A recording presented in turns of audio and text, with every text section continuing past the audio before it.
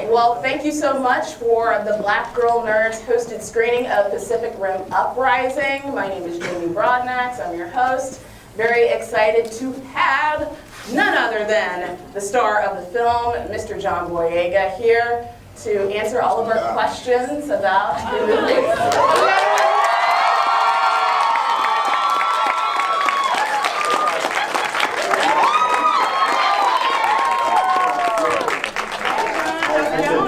I'm good. Jesus? What's it like seeing this with the audience? Is this your first time seeing it with an audience? My first time was in London. Okay. Yeah, during the London premiere. Hi guys, by the way. I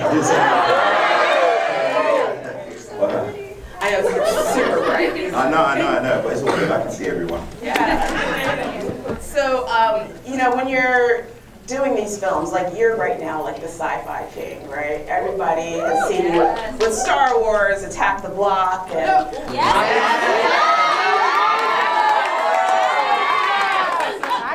I mean, how does it feel to kind of, sort of be like the king, the blurred king of the sci-fi genre? Well, accommodation doesn't come with that, so I'm quite disappointed. I thought I'd get like a castle or something. But I like the fact that I've been able to be involved in these sci-fi projects. I've loved sci-fi since I was a kid, and it's just something that I just love the genre and I love being a part of it. So I really do feel good that I get to be a part of larger than life movies like this. Yeah. We were just talking about Avengers Infinity War that's going to be coming out soon. You guys see that trailer? Yeah. Why are they doing this to us?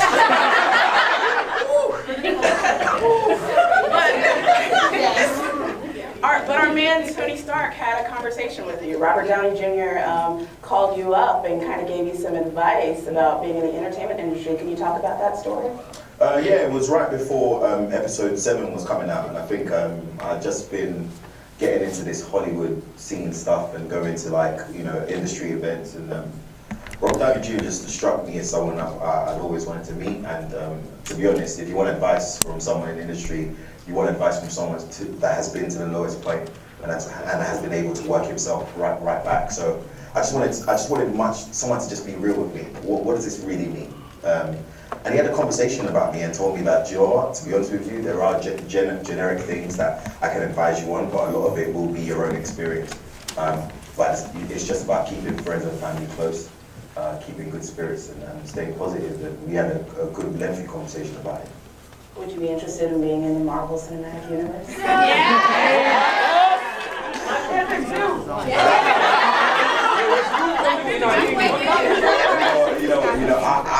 I'm good right now. Just being in the audience watching, and it's important because when you're in a position that you have the opportunity to go on to several different projects, you got to be strategic, and you got to also understand when it's not your moment to shine. My part in Black Panther is to be an audience and to be a supporter, just like you. And for me, that makes me so happy because being involved in industry, it's nice to experience a film you're not even a part of, and to feel like you're a part of it in some way. But for Marvel, man, yeah, give me 10, 15 years, God spare my life, You don't want to wait that long, you want it now. I can get my facial hair off or something. So I'm going to take some questions from Twitter for you. This is from @JohnXM98. Will John produce a live-action anime when the time is right? I know you're a big anime. Pokemon's being done at the moment. Yeah. They're filming in London at the moment for Pokemon. But I mean, I don't know. My big thing is that a lot of these anime movies are too Americanized when they're made into live action. And that has obviously a direct link to funding and also the decisions that they make on that part, which is a messy situation. But if I was going to do an anime movie, it would have to be Japanese, the full shebang. But for now, that's a complicated territory. Yeah. But at least everyone can run like this. We all know exactly what they're doing. This is from @D_smooth77.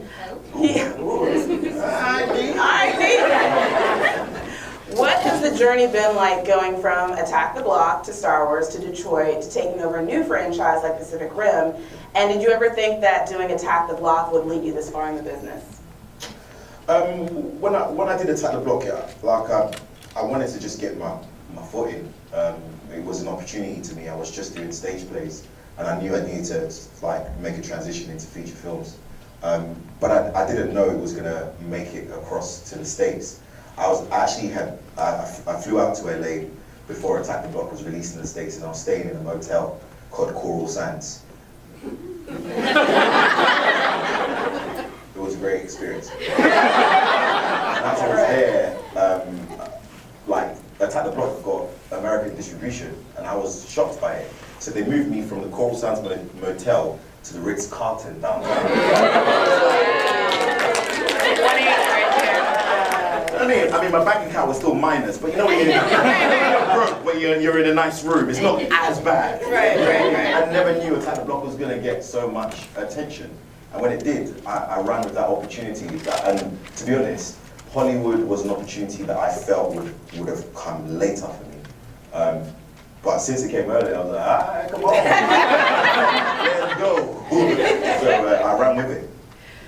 What genre, this is a follow-up question to D-Smooth, what genre would you do that you have not done yet?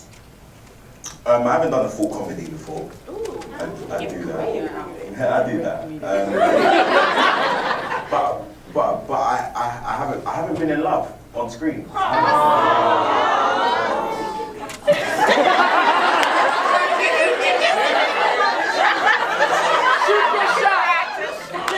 I like you.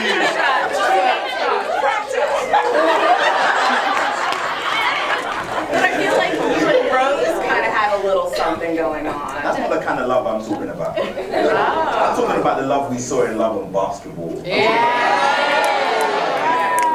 Like when when it's you as an audience, you watch it and you're like, oof, I remember when I felt that way, It's one of those situations. I haven't done one of those, and I'd love to with a great female lead. I'd love to do that. All right, y'all listening? Audition right now. I have to highlight the deal first, and then This question is from Akaroma08. What growing pains did you go through or overcome in your first stint as producer? I mean, stepping into this film as a producer was challenging from the get-go because of the time that we had. We didn't have enough time. Normally a film this scale has up to 2.5 years for development, especially for visual effects. And it was very, very problematic from the start. We were literally rushing to make time while not obviously trying to spill out on finances. And also we were still we were scouting locations while we were still filming, and it was crazy, but that's what happens. Sometimes you secure a location, the authorities get involved, that falls through, you just move from one to the next, and it was nuts. But I'm very thankful to everybody at Universal and to everybody at Legendary, because there was unity, number one, there was good communication, and also at the same time we worked together to get through it, and then this is the finished product, which I don't think is too bad for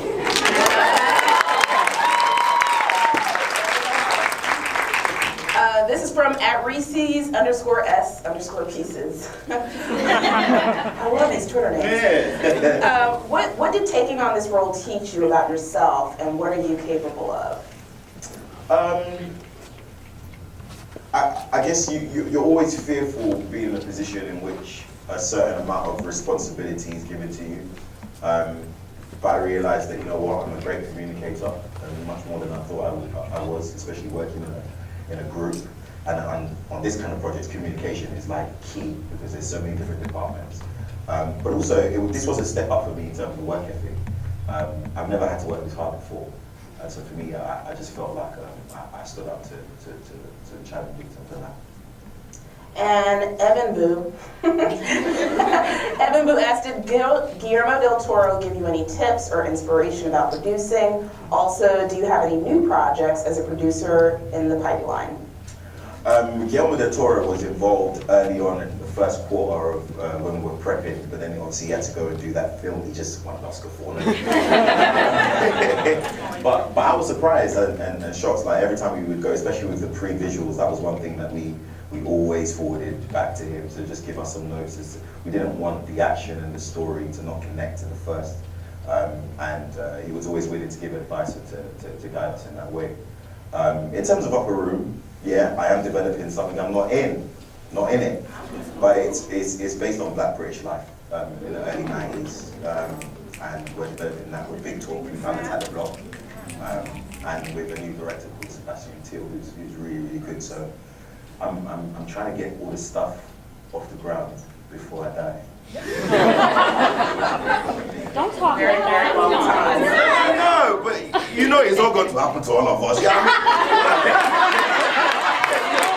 He got his bucket list. You gotta, you know, I'm very appreciative of life every day. Seriously, it's like a perspective for me, so I'm trying to get a few things off the ground. You're living a blessed life, that's for sure. So thank God, you know what I mean? Yeah.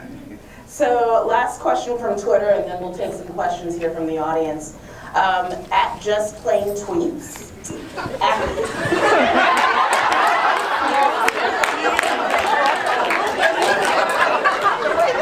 not a game in this round. It's not a game. Shoot your shot.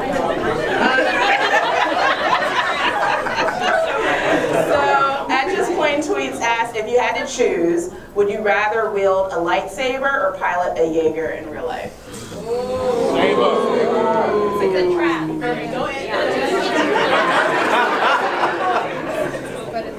That's a trap right there.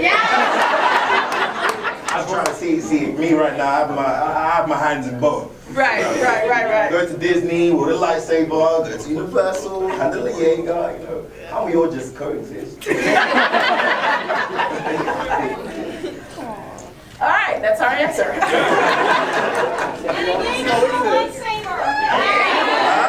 But you kind of had like a lightsaber moment in. Yeah. So you did come. You guys are just trying to merge these universes together. We're nerds. We have to. You have to. We have to. All right, so we'll take our first. Just state your name and your question for John. Sure. My name is Blair Amani. You can follow me on Twitter at Blair Amani. I'm sorry, I had to. My question is about kind of like the subtleties about relationships in this film. I thought it was a really nice kind of throughout the film, the way that like Black masculinity especially was kind of being broken down, especially the line about, oh, well, he is sexy. And so my friend Lars and I, we were talking about, like, does that mean that this character is bisexual? Like, he's like looked at the woman character and at the male character. And so I wanted to know what you thought, and then, yeah. No. He's not bisexual, but here was for me what the fundamental thing was. I'm a loving person.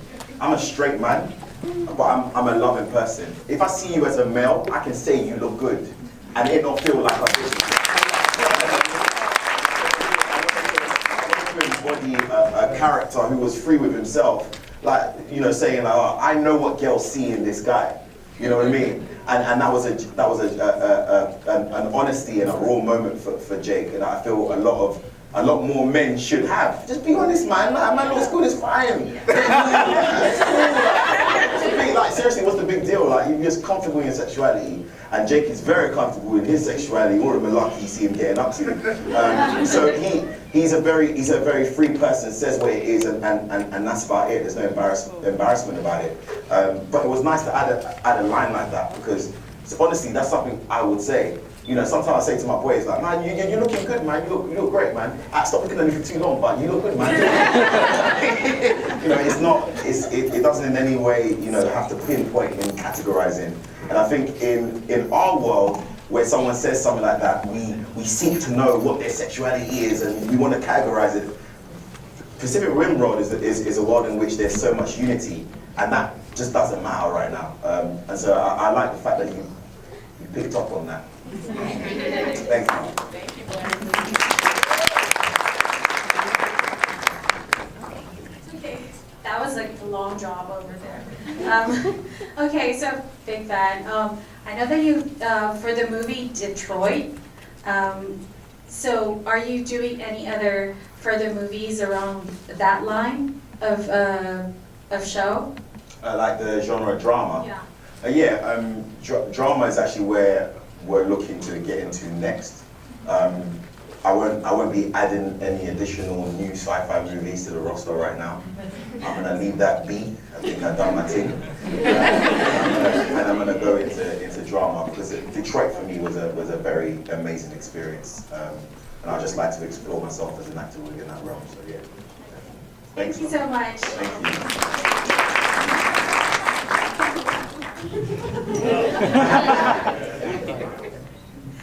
Hi, I'm Carla. So my question would be, did you at any point speak with Idris about, how to do the familial aspect of the movie, or were you just that good and you just winging it? He sent me a message just saying congratulations and kill it, and it was at the beginning of before we were supposed to be shooting. And he sent up a message also to my producing partner Femi just to wish us the best of luck. But to us in the UK, especially in our little small island, Idris is like Captain America. He's the first American. he came over to the States and was in The Wire, and then was in an interview as I'm from East London, and we were all just like, we're going to America too then. Me, Danny Kaluuya, Letitia Wright, jumped on our British horses. So he's a big, massive inspiration, and for me, I wanted Jake to be his own thing, but at the same time, I wanted Jake to be his father's son, and I wanted people to be like, your daddy's definitely stack up. And I think embodying a lot of how Idris was in the first film was also important to me. So yeah, he means a lot to this as a whole. Thank you. Thank you. This mic adjustment just exposes everything, doesn't it? Hey, I'm KS Black at KOSBAC. Yeah, I have a question. Who was your barber? Because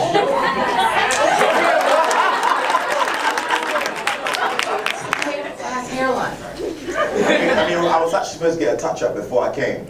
My barber's secret. I can't reveal him or her to you. Right. But they got me messed up during Star Wars. Yeah. So I was just like, in this film, I'm producing this one now. He's gonna get that box fade.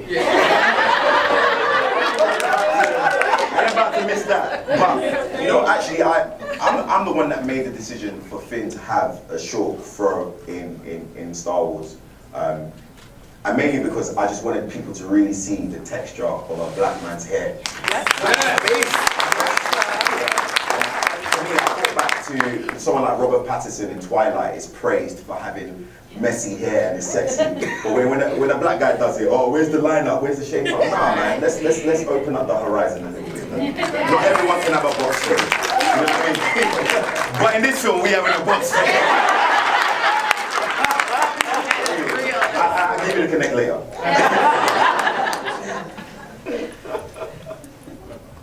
Yeah, this is good. Yeah. Hi, my name's Joey, and I really love this movie. I really loved how anime it felt too. As a big anime fan, you got the kaiju invading the drones. It felt a lot like Evangelion. Did you feel it in a lot of a lot of those drones look like mass-produced Evangelion series, the ones that eventually fly. They didn't fly this time, thank goodness.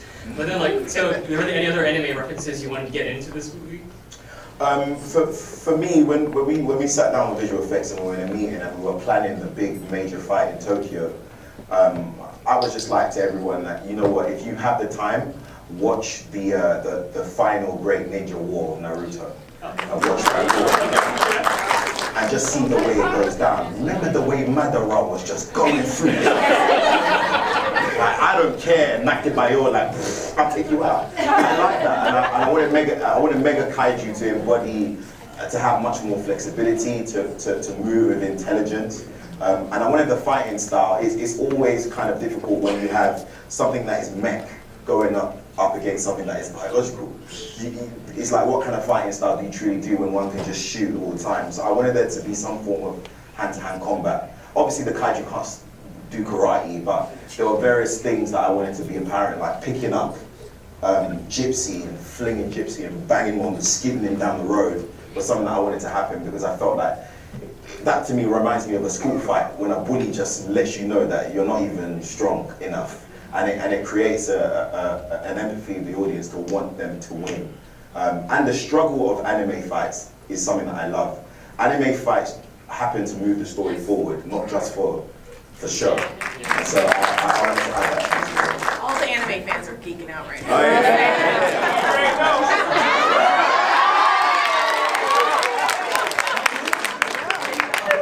My toad's outside, by the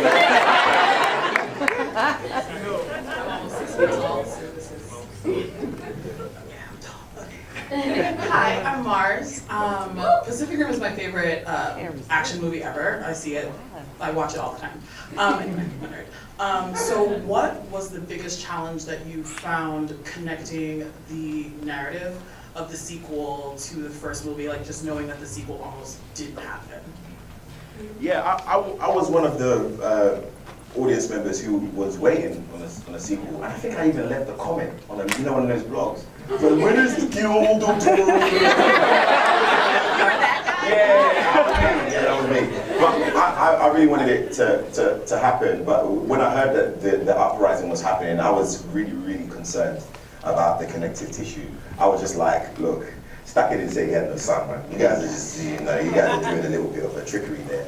But once I read the script, and I just thought it was honest, and it kind of expanded Stacker's character to connect the two movies, to have him have to, for us as an audience, to have to question that Stacker may not have been the best dad in the world, and may not have handled the situations exactly the way he should have.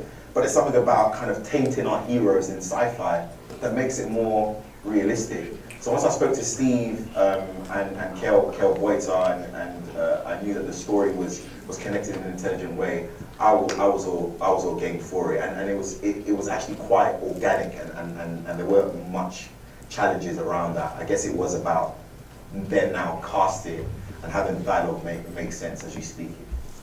Oh, thank you. Thank you, guys.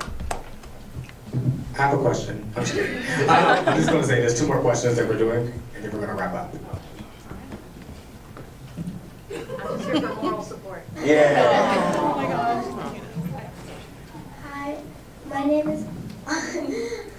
is Olive, and my question is, did you like filming the action scenes more or the comedy scenes? The comedy scenes for sure. The comedy scenes for sure. I think the thing what I realized when watching films now, like I haven't always been involved in films that needed much action, and for me, I appreciate any action film that can have feature film release, because now when I watch films and I see them do all the punches and they get thrown back, I know what it takes, and a lot of the time it hurts. It's long hours, and so we're doing all this hero stuff. Like, let's do the hero stuff. When the camera's covered, you're like, trying to get it off, and so but the comedy scenes were relaxed, and for me, I especially like the scene where I was making an ice cream sundae. I was just taking a mick at that scene. And the funny thing, Scott came in that day not knowing what I was gonna do, and so each time I was just throwing things at him. I gotta ask this, when you did the sprinkles, were you thinking about Salt Bay? Yeah. I was doing the most in that scene. So the comedy scene, definitely. Thank you. Thank you, Ellen.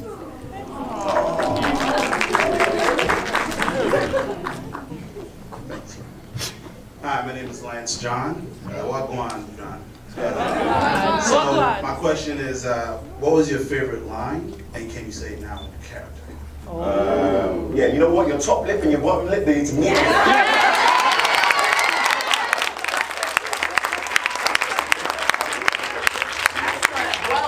That ends our Q&A with John, our Pacific Rim Uprising Black